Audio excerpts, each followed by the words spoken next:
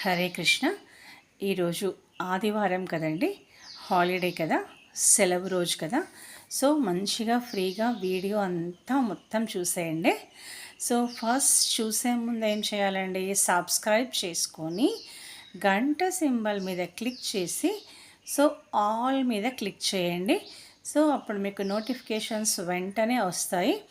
Like చేయండి, comment చేయండి, so share చేయండి. మీరు చేసే ఒక చిన్న లైక్, ఒక కామెంట్ చాలామందికి రీచ్ అవుతుందండి. సో మన హిందూ సనాతన ధర్మాన్ని కాపాడుకుందాం. మన హిందూ సనాతన ధర్మం యొక్క గొప్పతనం అనేది ప్రపంచానికి మొత్తానికి చాటి చెప్దాం. ఓకే అండి, ఈ యజ్ఞంలో నాకు మీరు సహకరిస్తారని ఆశిస్తున్నాను. సో మీరు ఈ వీడియో చూసే ముందు థర్స్డే రోజు ఒక లాంగ్ వీడియో పోస్ట్ చేశాను. అది చూస్తే మీకు ఇది అర్థమవుతుంది, ఎందుకంటే మీకు ఇది దానికి నెక్స్ట్ పార్ట్ అన్నట్టు. సో మళ్ళీ అందులో టాపిక్స్ డిస్కస్ చేసి మళ్ళీ చెప్పాలి అంటే సో టైం చాలా అంటే టైం 30 minutes, కానీ మీకు మ్యాటర్ ఏముండదు, సో తక్కువ ఉంటుంది. అందుకని ఫస్ట్ ఆ వీడియో చూడని వాళ్ళు ఆ వీడియో చూసి నెక్స్ట్ ఈ వీడియోలోకి వచ్చేసేయండి. ఓకే, ఇప్పుడు మరి శ్రీకృష్ణుడు భగవద్గీతను ఎవరికి చెప్పారు అని మనం చెప్పుకున్నాం కదా. అదంతా కూడా మరి శ్రీకృష్ణుడు అర్జునుడికి ఏమవుతారు అంటే బావ అవుతారు. ఎలా అంటే శ్రీకృష్ణుడి చెల్లెలుని అర్జునుడు పెళ్లి చేసుకున్నాడు కాబట్టి బావ అవుతారు. శ్రీకృష్ణుడికి అర్జునుడు బావ అవుతారు, బావగారు. మరి అర్జునుడికి శ్రీకృష్ణుడు ఏమవుతారు, బావమరిది. వాళ్ళిద్దరూ బావమరుదులు. సో బావగారు కాబట్టి చెల్లెల్ని పెళ్లి చేసుకున్నారు కాబట్టి గౌరవం, రెస్పెక్ట్ ఇవ్వాలి కాబట్టి అర్జునుడు రథంలో కూర్చున్నాడు, శ్రీకృష్ణుడు రథసారథిగా ఉన్నారు. రథసారథి అంటే రథం నడిపేవారు అని అర్థం. ఓకే, ఎందుకు ఇంత క్లియర్గా చెప్తున్నాను అని అంటే ఇప్పుడంతా ఇంగ్లీష్ మీడియంసే. అసలు మన తెలుగు భాష అనేది పిల్లలకి అర్థం అవ్వట్లేదు. అంటే నార్మల్గా మాట్లాడుకునే మాటలు మాట్లాడుకుంటున్నారు, కానీ అందులో కూడా చాలా ఇంగ్లీష్ వర్డ్సే. సో ఇలాంటి రథసారథి ఇలాంటి వర్డ్స్ అనేవి అర్థం కావు కాబట్టి నేను ఇంత క్లియర్గా చెప్తున్నాను. ఎందుకంటే ఇది ప్రతి ఒక్కరి కోసం అండి, చిన్న పిల్లల దగ్గర నుంచి ఇంకా ఏమీ తెలియని వాళ్ళకి కూడా అర్థం చేసుకోవడానికి ఈజీగా చెప్తున్నాను. అర్థం చేసుకునే వాళ్ళు చేసుకుంటారండి, కానీ అందరి కోసం చెప్తున్నాను. ఎందుకంటే చాలామంది అడిగారు నన్ను, మేము చదువుతున్నాం మేడం, సో తాత్పర్యం కూడా చదువుతున్నాం, కానీ మాకు అసలు ఏం అర్థం అవ్వట్లేదు. అది మీరు చెప్పే విధానం బాగుంది, సో బుక్ రాయండి అని చెప్పేసి అన్నారండి. మీరు బుక్ రాస్తే సో మేము పబ్లిష్ చేస్తాము అన్నారు. సో అది కూడా స్టార్ట్ చేస్తానండి ఈరోజు నుంచి. ఈరోజు March 1 చాలా ప్లానింగ్స్ పెట్టుకున్నాను. సో ఇక్కడ నుంచి ఏంటంటే don't waste of my time and your times కూడా. మీరు కూడా టైం అనేది వేస్ట్ చేయకండి. అంటే ఇలాంటి నాలెడ్జ్ వీడియోస్ చూడడానికి టైం స్పెండ్ చేయడం ఓకే, ఇదేంటంటే టైం వేస్ట్ కాదు, సో నాలెడ్జ్ గెయిన్ చేయడానికి. కాబట్టి ఎందుకంటే ఇప్పుడు మనం చదువుకోవడానికి స్కూల్కి వెళ్తాం డే అంతా, అది ఆ టైం వేస్ట్ అనుకుంటాము, నో కదా. సో ఇది కూడా ఇలాగే. సో కాబట్టి ఈరోజు నుంచి కూడా నేను బుక్ రాయడం అనేది స్టార్ట్ చేస్తాను, కానీ టైం పడుతుంది కదండి చాలా. సో ఆ బుక్ చదివే ఓపిక లేని వాళ్ళకి కూడా జస్ట్ ఈ వీడియోస్ మనకి వింటుంటే ఎక్కడికి వెళ్ళినా కానీ బ్లూటూత్ పెట్టుకొని వినుకుంటూ వెళ్ళొచ్చు, బోర్ కొట్టకుండా. లేదా ట్రావెలింగ్ చేసేటప్పుడు, లేదంటే వినుకుంటూ ఇంట్లో వర్క్ చేసుకోవచ్చు ఆడవాళ్ళైతే. సో అందుకోసమని ఈ వీడియోస్. ఓకే, చదవాలి అనుకునే ఇంట్రెస్ట్ ఉన్న వాళ్ళకి బుక్. కాకపోతే బుక్ పబ్లిషింగ్ అనేది చాలా టైం పడుతుంది, ఎందుకంటే రాయాలి. సో భగవద్గీతలో 18 అధ్యాయాలు ఉన్నాయి. మరి థియరీ పార్ట్తో సహా థియరీ పార్ట్ రాయాలి, ఎక్స్ప్లెయిన్ చేసుకుంటూ శ్లోకాస్కి అర్థం రాయాలి క్లియర్గా. అంటే చాలా టైం పడుతుందండి. ఒక 1 ఇయర్ పట్టొచ్చు, అది కూడా కూర్చుంటే బాగా. కానీ చూడాలి, సంకల్పం అయితే చేశాను, స్టార్ట్ చేస్తాను. ఎవ్రీడే కొంచెం అయితే రాస్తాను కంపల్సరీ. సో ఇంకా మనం టాపిక్లోకి వచ్చేస్తే ఏంటంటే, చెప్పుకున్నాం కదా, శ్రీకృష్ణుడు అర్జునుడు ఇద్దరు బావమరుదులు అవుతారని. మరి శ్రీకృష్ణుడి వాళ్ళ చెల్లెలు పేరేంటి అంటే సుభద్ర. మరి అర్జునుడి వాళ్ళ వైఫ్ పేరేంటి? సుభద్ర. మనం ఒకే క్వశ్చన్ని ఇలా తిప్పి తిప్పి అడగడం వల్ల పిల్లల బ్రెయిన్ అనేది చాలా యాక్టివేట్ అవుతుంది, థింకింగ్ పవర్ అనేది పెరుగుతుంది, క్రియేటివిటీ పెరుగుతుంది. ఎందుకంటే వాళ్ళు ఆలోచించగలగాలి. ఎందుకంటే ఇవన్నీ కూడా వాళ్ళ రియల్ లైఫ్లో యూజ్ అవుతాయి, ఎడ్యుకేషనల్ లైఫ్లో కూడా. ఎందుకు అంటే ఎగ్జామ్లో ఒక క్వశ్చన్ని తిప్పి తిప్పి ఇస్తారు. మనం ఎగ్జామ్ రాస్తున్నప్పుడు పిల్లలు ఫస్ట్ ఆ క్వశ్చన్ని కరెక్ట్గా అర్థం చేసుకొని దానికి తగినట్టు ఆన్సర్ రాస్తే మార్క్స్ అనేది మంచి మార్క్స్ స్కోర్ చేయొచ్చు. కొందరికి ఏంటంటే క్వశ్చన్స్ అర్థం అవ్వవు, కాబట్టి సో వాళ్ళు అర్థం చేసుకున్నదే వాళ్ళకి తెలిసిందే రాస్తుంటారు. సో ఎంత రాసినా మార్క్స్ అనేవి స్కోర్ చేయలేకపోతారు. అందుకని ఏంటంటే ఫస్ట్ మనం క్వశ్చన్ని అర్థం చేసుకోవాలి కంప్లీట్గా. టీచర్స్ అడిగినా కానీ క్వశ్చన్ కంప్లీట్ అయ్యేంత వరకు వినాలి. కొందరు ఏంటంటే క్వశ్చన్ కంప్లీట్ కాకముందే ఆన్సర్ చెప్పేస్తుంటారు, అంటే వాళ్ళే ఊహించుకొని క్వశ్చన్ ఇదేనేమో అని. కానీ ఒక్కొక్కసారి అది వేరేగా ఉంటుంది. సో అందుకనే ఫస్ట్ వినడం అనేది మనం అలవాటు చేసుకోవాలి. ఓపిక్గా వినడం, విన్న తర్వాత అప్పుడు మనం ఆన్సర్ ఇవ్వాలి. ఓకేనా పిల్లలు? సో ఇది ఎవరికైనా అండి, అందరికీ యూజ్ అవుతుంది. సో ఇంకా మరి మనం పాండవులు కౌరవులు అని అనుకున్నాం కదా. మరి పాండవులు కౌరవులు ఎవరు అసలు అంటే వాళ్ళు సొంత అన్నదమ్ముల పిల్లలు. అన్నదమ్ముల పిల్లలు ఏమవుతారండి? కజిన్స్ అంటాం మనం.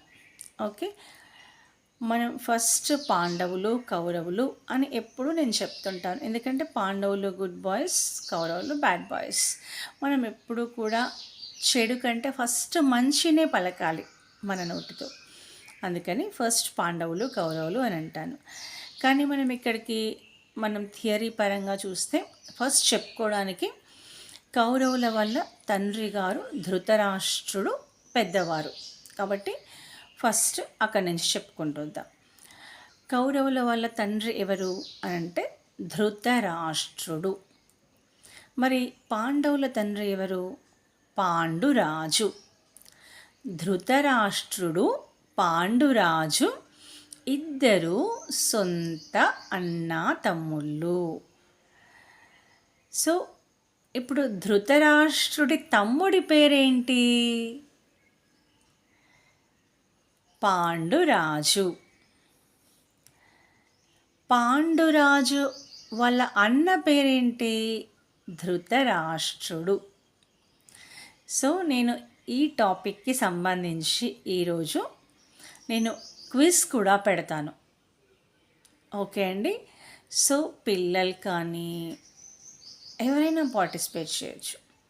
సో ఆ క్విజ్కి ఏంటంటే కరెక్ట్ ఆన్సర్ అనేది ఇచ్చిన వాళ్ళు, సో ఫస్ట్ అంటే ఎవరు ఎంత తొందరగా ఆన్సర్ చేస్తే అందులోంచి నేను ఒకరిని లాటరీ సిస్టమ్ ద్వారా, సో అది కూడా నేను వీడియో షూట్ చేస్తాను. ఎవరెవరైతే కరెక్ట్ ఆన్సర్ ఇచ్చారో సో వాళ్ళ నేమ్స్ అన్నీ కూడా రాసి, సో మీకు ఆ నేమ్స్ చిట్టీలు, చిన్న చిన్న చిట్టీల మీద రాసి మనం మడిచి ఆడుకునేది కదండి. సో అలా మీరు ఆ చిట్టీలన్నీ కూడా చూపిస్తాను నేను పేరు రాసి. ఎందుకంటే మీరు అనుకోవచ్చు రియల్గా తీస్తున్నారా లేదా అని ఒక అనుమానం రావచ్చు. అందుకని అన్నీ కూడా క్లారిటీగా అందరి నేమ్స్ ఎవరెవరి కరెక్ట్ ఆన్సర్ చేశారు అని చెప్పి వాళ్ళవి నేమ్స్ రాసి ఆ నేమ్స్ కూడా మీకు చూపిస్తాను. చూపించి అందులోంచి ఏంటంటే చిన్న పిల్లలతోని ఒక స్లిప్ తీపిచ్చి లాటరీ సిస్టమ్. సో ఎవరైతే విన్ అవుతారో వాళ్ళకి ఒక మంచి గివ్ అవే అనేది ఉంటుంది. అంటే స్టూడెంట్స్ అయితే వాళ్ళకి తగ్గట్టు, పెద్దవాళ్ళైతే వాళ్ళకి తగ్గట్టు అలా ఒక గివ్ అవేని ఇస్తానండి. సో కాబట్టి మీరు మంచిగా ఈ థియరీ పార్ట్స్ కానీ శ్లోకం కానీ ఫస్ట్ నుంచి ఈ భగవద్గీత వీడియోస్ అన్నీ చూసి సో మీరు క్విజ్లో పార్టిసిపేట్ చేయండి. సో ఈరోజు నుంచి ఎవ్రీ సండే క్విజ్ ఉంటుంది. సో కాబట్టి మీకు ఎవ్రీ సండే క్విజ్ తర్వాత ఈరోజు వరకు మీకు లాస్ట్ ఉంటుంది. సో నైట్ 12 వరకు లాస్ట్.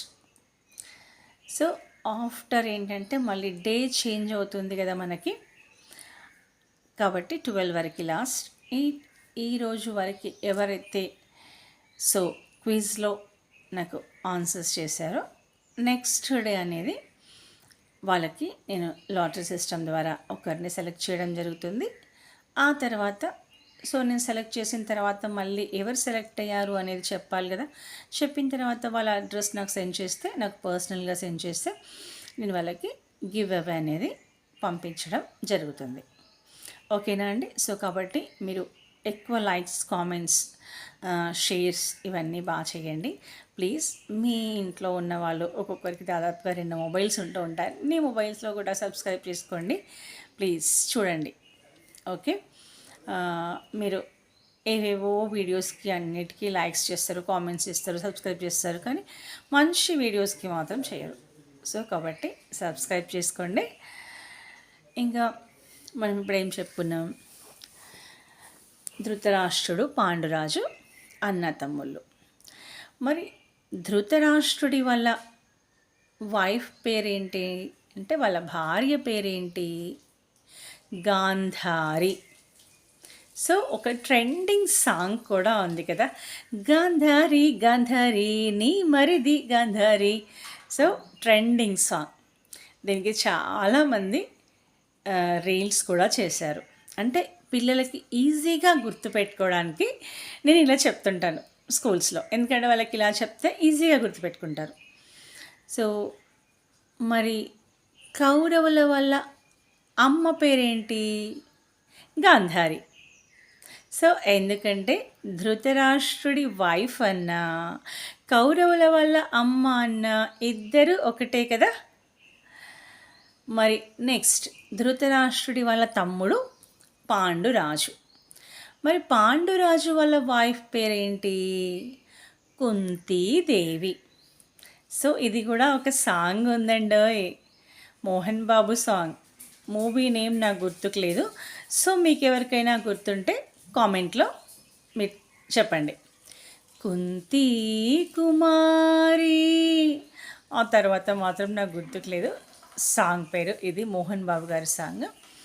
సో పాండవుల వాళ్ళ వైఫ్ పేరు కుంతీదేవి.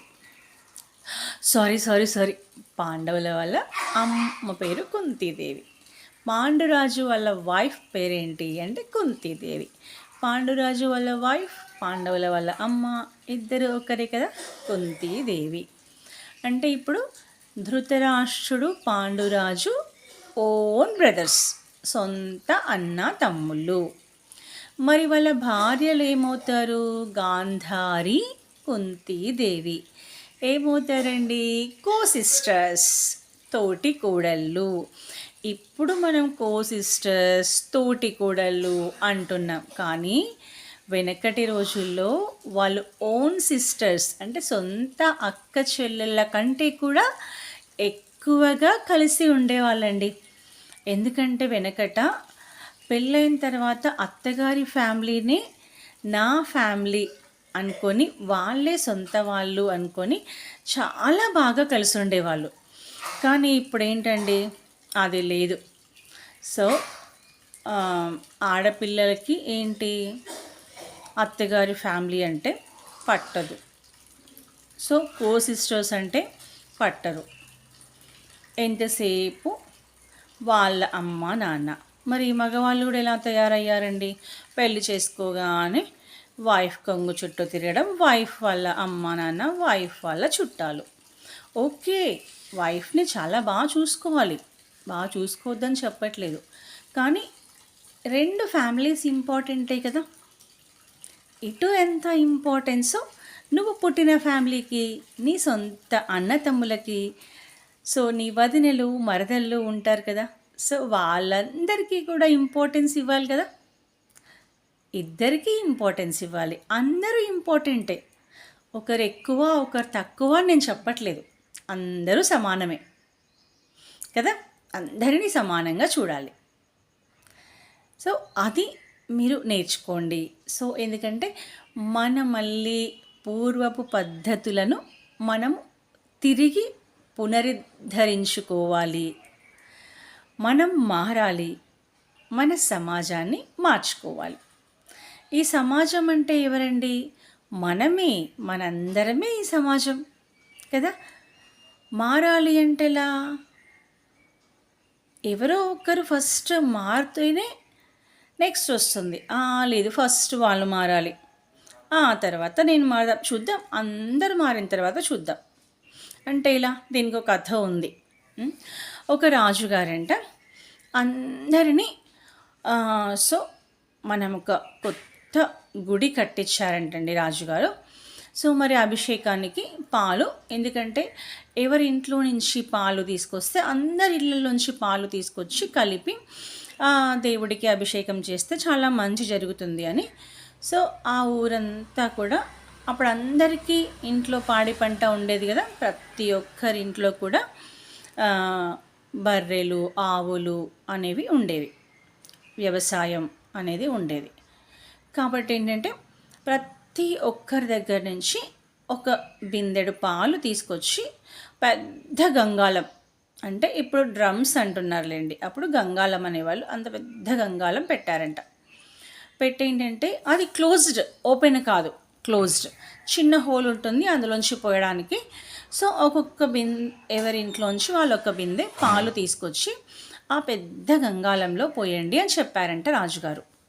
సో మరి వీళ్ళు అనుకున్నారంట కదా, అంటే అయ్యో ఊరంతా కూడా పాలు తీసుకొస్తారు కదా, నేను ఒక్కరిని నీళ్లు తీసుకెళ్తే ఏమవుతుంది, ఎవరు చూస్తారు, అన్ని పాలల్లో నా ఒక్క బిందె నీళ్లు కలిస్తే గుర్తుపడతారా, అసలు గుర్తుపట్టరు, పాలు నీళ్ళు కలిసిపోతాయి కదండి అని చెప్పి అలా ప్రతి ఒక్కరు అలానే అనుకుంటారు.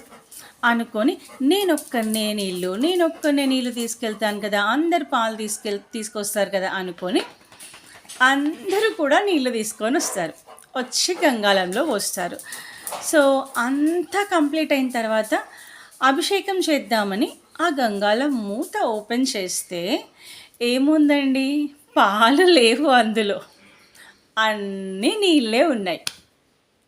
సో అంటే దీనివల్ల మనం తెలుసుకోవాల్సిన నీతి ఏంటంటే, ప్రతి ఒక్కరూ కూడా నేనొక్కరిని కదా, నేనొక్కరిని చేస్తే ఏమవుతుంది, సమాజం అంతా అంతమంది ఉన్నారు, నేనొక్కదాన్ని తప్పు చేస్తే ఎవరు గుర్తుపడతారు, నేనొక్కదాన్ని మంచిగా ఉంటే మాత్రం సమాజం బాగుపడుతుందా అని అనుకోవడం చాలా తప్పు. ఒకరిని చూసి ఇంకొకరు ఇన్స్పైర్ అవుతారు, అరే వాళ్ళు బాగా చేశారు, బాగున్నారు, సో మనం కూడా అలా ఉండాలి అని. ఇప్పుడు ర్యాంక్స్ కోసం పోటీ పడుతున్నారు కదండి, అమ్మో వాళ్ళు ఫస్ట్ వచ్చారు, నేను ఫస్ట్ రావాలి, ఒక్క మార్కుతో ర్యాంక్ మిస్ అయినా పిల్లలు చాలా బాధపడుతున్నారండి. ఏ క్లాసు, 10th క్లాసు ఇంటరు అనుకోకండి, ఫస్ట్ క్లాస్ సెకండ్ క్లాస్ పిల్లలు కూడా నా దగ్గరకు వచ్చి బాధపడతారు ర్యాంకు మిస్ అయితే. ఎంత మూడుగా డల్గా ఉంటారు. ఏమైందమ్మా అంటే, టీచర్ ఈసారి ర్యాంక్ పోయింది. అయ్యో ఎందుకమ్మా, లాస్ట్ వచ్చింది కదా, మళ్ళీ నెక్స్ట్ టైం వస్తుంది 1 మార్క్తోనే కదా అంటే, కాదు టీచర్, స్కూల్లో టీచర్స్ తిడతారు, ఇంట్లో పేరెంట్స్ తిడతారు ర్యాంక్ మిస్ అయినందుకు అని పాపం వాళ్ళు చాలా బాధపడతారు. ఈరోజు ఏంటంటే అసలు అదర్ యాక్టివిటీస్ అనేవి లేకుండా అయిపోతున్నాయి పిల్లలకి. ఎంతసేపు కూడా చదువు చదువు చదువు చదువు. మార్నింగ్ 7 నుంచి మళ్ళీ ఈవినింగ్ 7 వరకు స్కూల్స్ అంటే పాపం అంతసేపు ఆ స్కూల్స్లో కూర్చొని కూర్చొని కూర్చొని వాళ్ళకు ఏం బ్రెయిన్లో ఎక్కుతుందండి. సో కొంచెం ఆట పాట కల్చరల్ యాక్టివిటీస్ అన్నీ ఉండాలి, అన్నీ బ్యాలెన్స్డ్గా ఉండాలి కదా. పాపం అది మళ్ళీ 7కి ఇంటికి వెళ్ళినా కానీ మళ్ళీ ట్యూషన్స్ 9 వరకు. పాపం ఇంకా వాళ్ళు ఎలా ఉంటుందండి వాళ్ళ మైండ్ సెట్, వాళ్ళ ఆలోచన ఎలా ఉంటుంది, పాపం వాళ్ళు పడే బాధ అర్థం చేసుకుంటున్నారా ఇప్పుడు పేరెంట్స్? ఎంతసేపు మేము మంచి కార్పొరేట్ స్కూల్లో జాయిన్ చేసామా, మంచి ట్యూషన్లో పెట్టామా, ఎంతసేపు బయట ఉన్నారు పిల్లలు అనుకని. సో మరి అంతసేపు వాళ్ళని ఒకటే స్టడీ మీదనే ఉంచితే వాళ్ళ మైండ్ ఎలా ఉంటుంది, ఎలా చేంజ్ అవుతారు, వాళ్ళు ఏం ఆలోచిస్తున్నారు, ఏం బాధపడుతున్నారు అనేది ఆలోచించట్లేదు. సో కాబట్టి కొంచెం అదర్ యాక్టివిటీస్ మీద కూడా ఉంచితే వాళ్ళ బ్రెయిన్ అనేది చాలా మంచిగా ఉంటుంది, హెల్తీగా గ్రో అవుతారు. వాళ్ళు లైఫ్లో కూడా అనుకున్న గోల్స్ అచీవ్ చేస్తారండి. మనం చూస్తున్నాం ఇప్పుడు 10th ఫెయిల్ అయిన సూసైడ్స్. అంతెందుకండి, అంత కష్టపడి చదివి ఐఐటి సాధించిన వాళ్ళు కూడా సూసైడ్ చేసుకుంటున్నారు. ఎందుకంటే మెంటల్ స్ట్రెస్, ప్రెషర్ తట్టుకోలేక. ఎంత బాధ అండి, అంత కష్టపడి ఐఐటీస్ తెచ్చుకొని మెడిసిన్లో ఫ్రీ సీట్స్ తెచ్చుకున్న వాళ్ళు కూడా అలా సూసైడ్ చేసుకుంటే ఎంత బాధ. అంత కష్టపడి చదివి పేరెంట్స్ అంత కష్టపడి పెంచి తర్వాత బాధపడితే ఏముందండి, ఏమైనా ప్రయోజనం ఉందా? ఇప్పుడు మనం ఒక కూర చేస్తామండి, అన్నీ వేస్తాం కానీ ఒక ఉప్పు కొంచెం తక్కువైనా టేస్ట్ అనేది రాదు, ఎక్కువైతే తినలేము కదా. మరి అన్నీ బ్యాలెన్స్డ్గా ఉండాలి కదా. సో అదొకటి అర్థం చేసుకోండి. అర్థం చేసుకొని సో అన్నీ బ్యాలెన్స్డ్గా ఉండేట్టు వాళ్ళకి కొంచెం టైం ఇచ్చి ప్రతి ఒక్కరికి వాళ్ళ ఇంట్రెస్ట్ని బట్టి, వాళ్ళకి డాన్స్ ఇష్టమైతే డాన్స్ నేర్పించండి, సంగీతం ఇష్టమైతే సంగీతం నేర్పించండి. ఇంకా ఇన్స్ట్రుమెంట్స్ ఉన్నాయి. ఇంకా ఆడపిల్లలకి ఇవాళ రేపు రక్షణ, కరాటే కంపల్సరీ రావాలండి. ఎందుకంటే రోజులు బాగాలేవు కాబట్టి కంపల్సరీ మార్షల్ ఆర్ట్స్ అనేది ఆడపిల్లలు కంపల్సరీ నేర్చుకోవాలి. సో ఇలా వాళ్ళ ఇంట్రెస్ట్ని బట్టి మీరు కంపల్సరీ అదర్ యాక్టివిటీస్ని కూడా ప్రోత్సహించండి. సో ఇలాంటి మంచి వీడియోస్ చూపించండి వాళ్ళకి. లైక్ చేయండి, కామెంట్ చేయండి. మీకు ఈ వీడియో ఎలా అనిపించిందో తప్పకుండా కామెంట్ చేయండి. Stay tune. ఇంకా ఎలాంటి వీడియోస్ చేయాలి, సో ఎలా చెప్తే బాగుంటుంది, సో నేను చెప్పే టాపిక్ అనేది మీకు ఎలా అనిపించింది, నచ్చిందా, మీకు కనెక్ట్ అయిందా, సో నేను బాగా చెప్తున్నాను అనిపించిందా, సో ఇంకా ఏ టాపిక్ మీద మాట్లాడాలి, ఏ టాపిక్స్ చెప్పాలి అనేది మీరు కామెంట్లో తెలియచేయండి. Like, share, subscribe, comment. Okay, మీరు చేసే ఒక చిన్న లైక్, ఒక కామెంట్ ఇంకా చాలామందికి ఈ వీడియో రీచ్ అవుతుందండి. ఓకే అండి, stay tune. Bye. Hare Krishna.